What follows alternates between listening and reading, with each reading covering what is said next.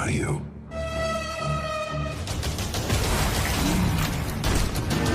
Kumusta kaibigan? Ang kwento nating itatampok ngayon ay ang maaksyong pelikulang A Working Man.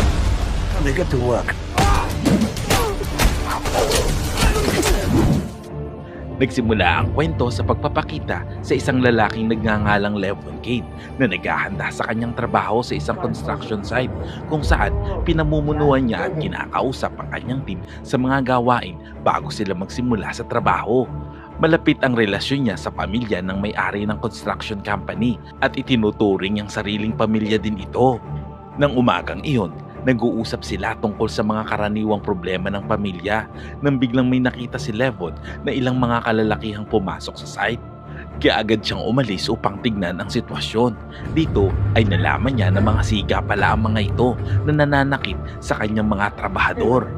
Noong una ay mainahon niyang nilapitan ng mga ito at pinakiusapang umalis na lamang. Gayunpaman, patuloy na sinaktan ng mga siga ang lalaki kaya mabilis na hinagis ni Levon ang isang balde ng mga pako sa kanila bago nakipaglaban.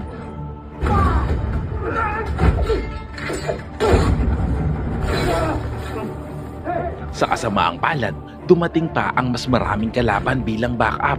Habang nakikipaglaban, makikita naman na magaling si Levon sa pagtatanggol sa kanyang sarili dahil si FPJ pala ang nagturo sa kanya.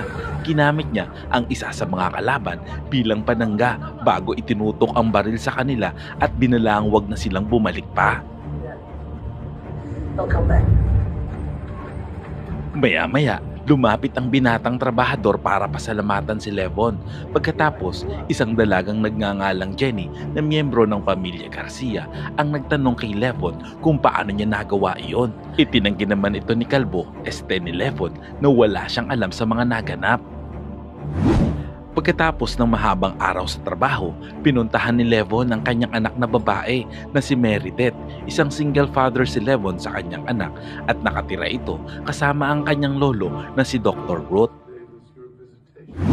Kinabukasan, nagpunta si Levon sa kanyang abogado at nakipag-usap dito. Malalaman na galit si Dr. Ruth kay Levon dahil sa paniniwalang ito ang dahilan ng pagkamatay ng kanyang anak.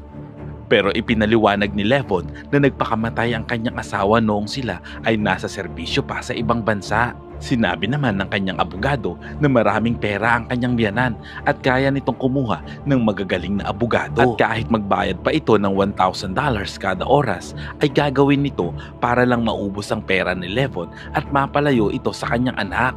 Iminungkahi ng abogado ni Levon na makipag-areglo na lamang